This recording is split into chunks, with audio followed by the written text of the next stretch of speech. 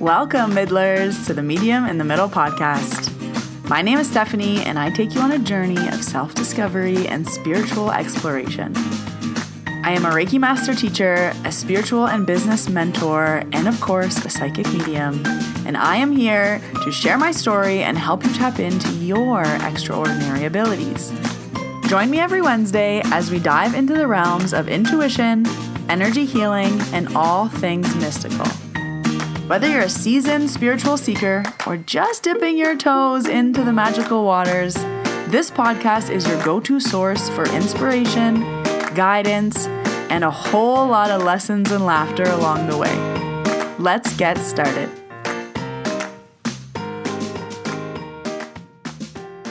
Hello, Middlers. Welcome to episode 265. My name is Stephanie. I am the medium in the middle.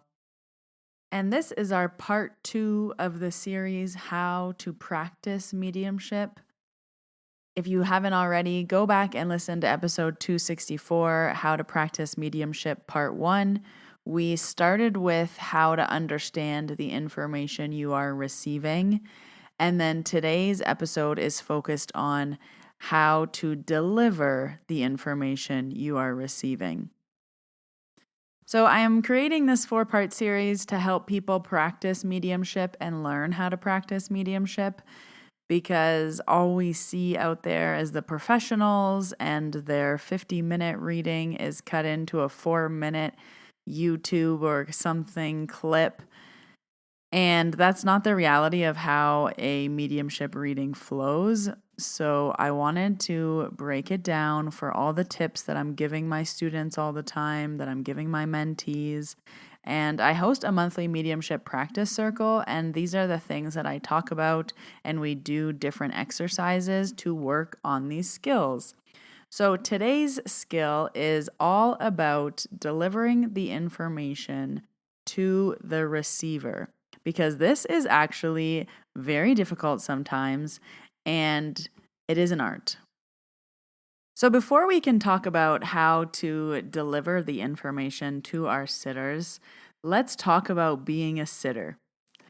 As a medium, you have everything in your mind for you. You have, okay, I need evidence. Maybe I want a name. Maybe I want how they died. Maybe I want an age. Maybe I want...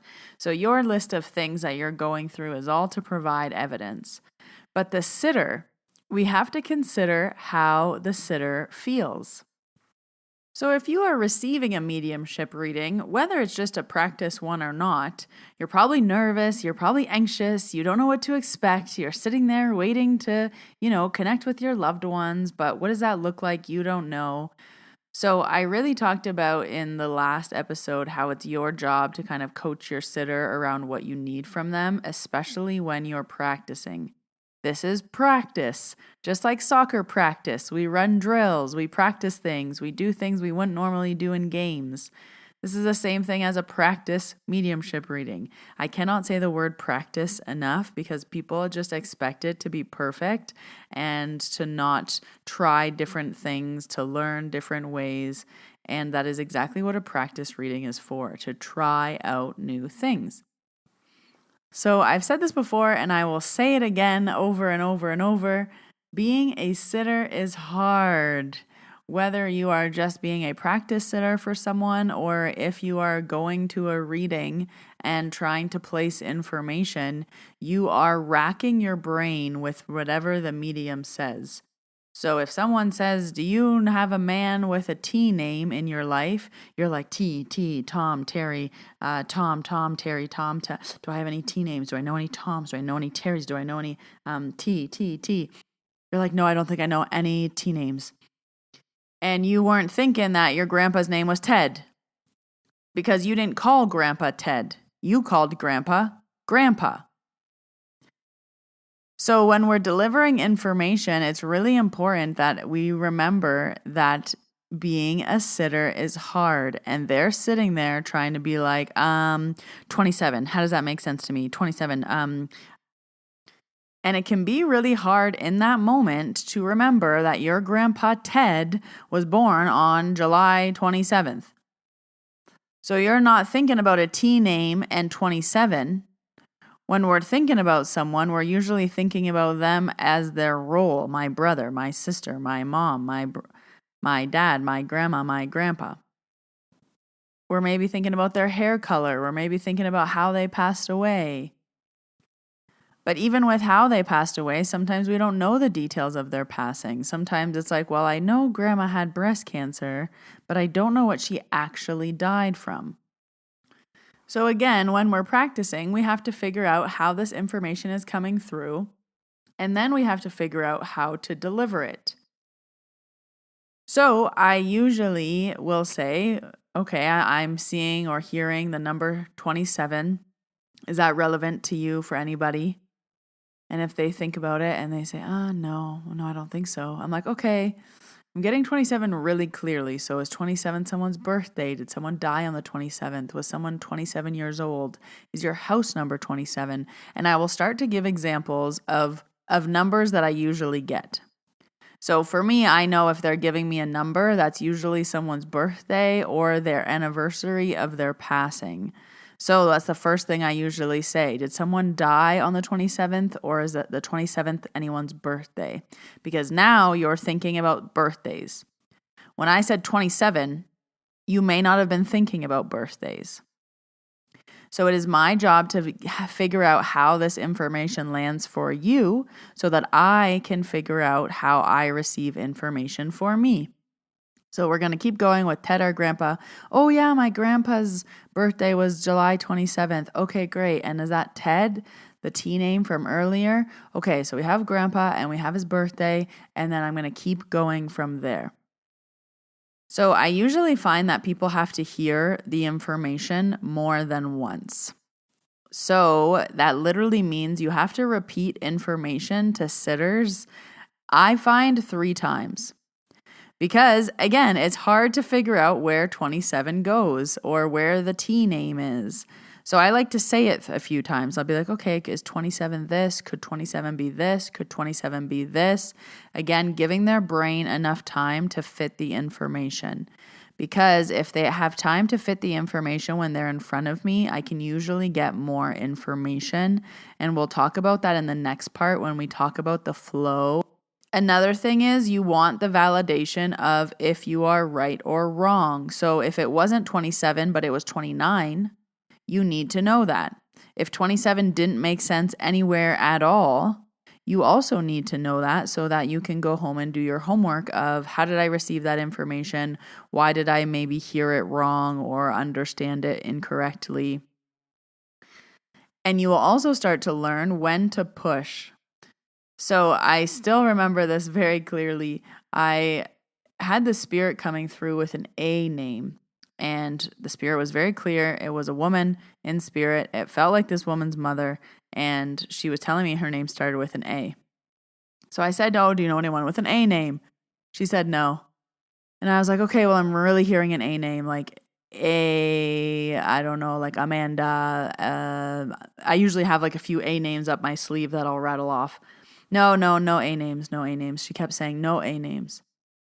And I said, okay. And I tried to move on from it. I'm like, this woman will not stop with the A name. And I said, it feels like a woman. It feels like she's close to you. Like there's an A name that's really trying to come through. And this woman was like, no, I don't have any A names. And then I said, are you sure? Because, this woman is really feeling like your mother in spirit. What's your mother's name? And the woman paused and she's like, oh my gosh, my mom's name is Anna. And I was like, oh, there we go. Like I had this woman screaming in my face the A name. And of course, we're not thinking Anna, we're thinking mom. So this went on for minutes where I was like, where's the A name? Who's the woman with the A name? And she's like, nope, no one, nope. And I'm like, no, I know I'm getting this very clearly. There was a woman. And then I literally had to say to this person, what is your mom's name? And she paused and then said Anna. So what did that whole experience teach me? It taught me that when I am getting information so clear like that, there is a woman with an A name, I was hearing it. I need to push it. Because if I just let that piece of information slide away, it would have been a very big piece of evidence that would have just been missed. So now I know if I hear or feel or see something and it's strong like that, I don't let it die. I'm like, nope, where does this fit? No, where does this fit? No, where does this fit? And for me, it even comes for Reiki this way. I was doing a session last week and I asked someone, I'm like, oh, what's going on here on your right hip? And she was like, oh, I'm like, in between changing my jobs. Maybe that's what it is. I'm like, nope, it's not that. And she laughed because like instantly I was like, nope, it's not that. And then it ended up being where she was like, oh, actually I'm having surgery in a month. I'm like, yep, it's that. So again, it was very clear of like, no, it has nothing to do with your job. This is more like personal. And as soon as she said the surgery thing, I was like, yep, that's it. But again, she laughed at me when I said no in half a second because I knew it didn't feel right. I want to give another example of this that I've had personally when I was doing lots of practice readings. My grandma used to come in with her name, like her birth name, and we didn't call her birth name. I didn't even know her birth name until I saw her tombstone, and I said, why is that name on Grandma's tombstone? And my dad was like, that's Grandma's real name. And I was like, why did we never call her that? So when she comes through in readings with her real name, for a long time, I was like, I don't know that woman. I don't have a grandma named that because we didn't call her that. She used a completely different name than her birth name, but for some reason, when she comes through in spirit, she uses her birth name. So that's another example of why people might be thinking like, oh yeah, my grandma's name is Marie, but she was born as a Stephanie. But for some reason, everybody called her Marie. So if I'm saying, hey, there's a lady here named Stephanie, and you're like, I don't know, because you called your grandma Marie or Grandma Marie. So Stephanie is not in the forefront. So I like to call this practice, if you want to call it that, spoon feeding the information back to the sitter.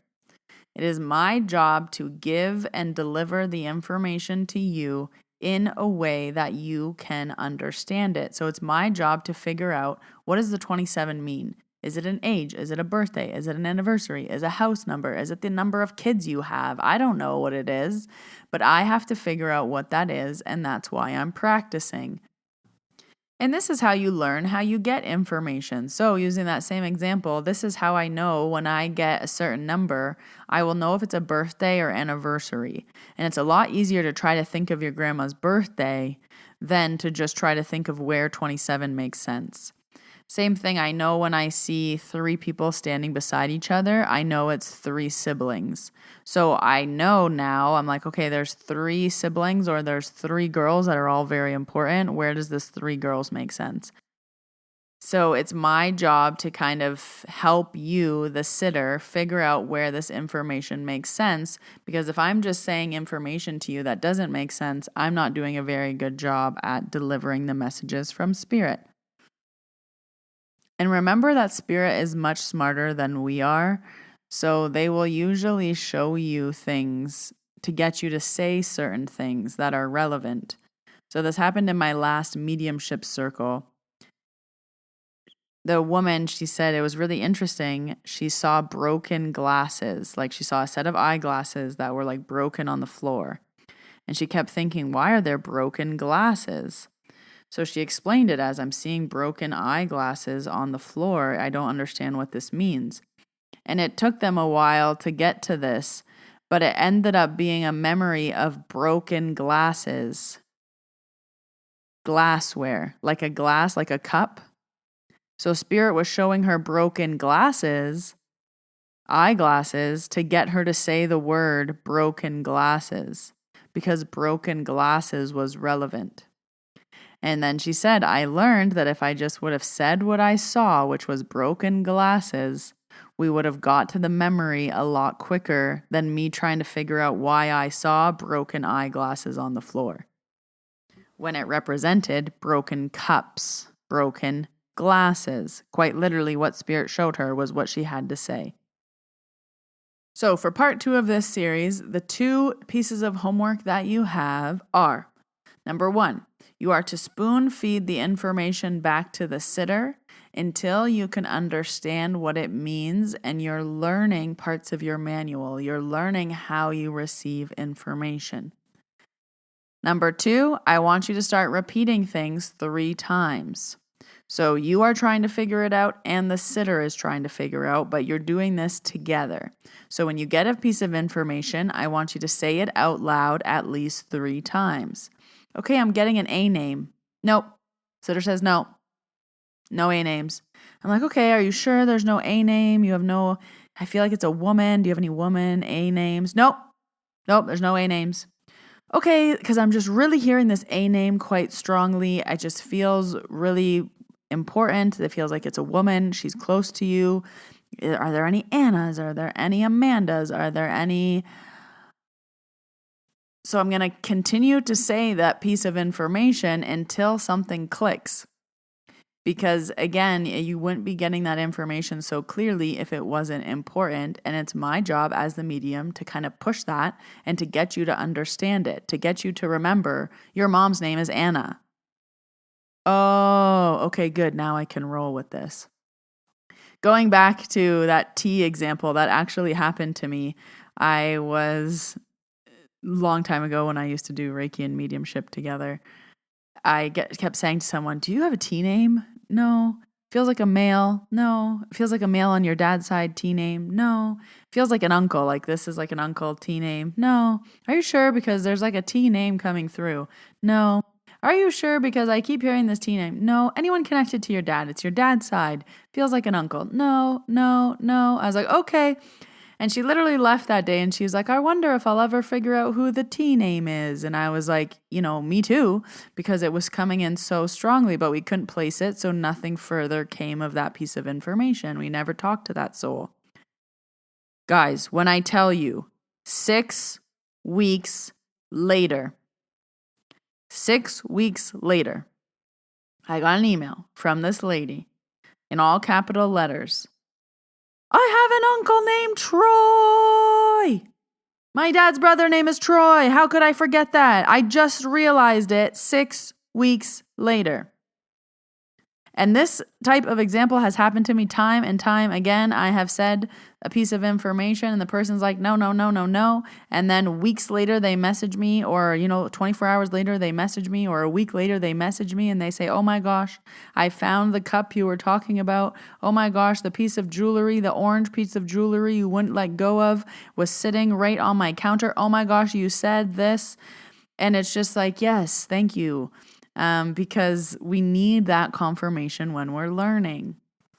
So through all the practice that I've done, I've learned that if I get something clear, I will not let it go. I'm like, nope, where's this fit? No, where's this fit? No, where's this fit? And I will now say, okay, it doesn't make sense now. It will later. So don't forget this.